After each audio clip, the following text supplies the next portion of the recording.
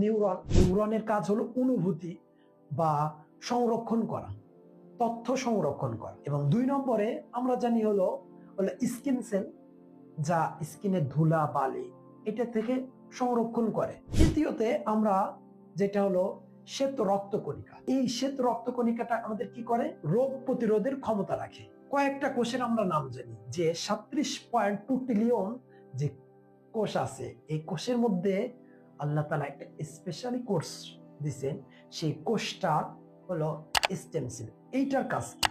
আর পূর্বে যেগুলো কোষ, ওইগুলোর কাজ কি?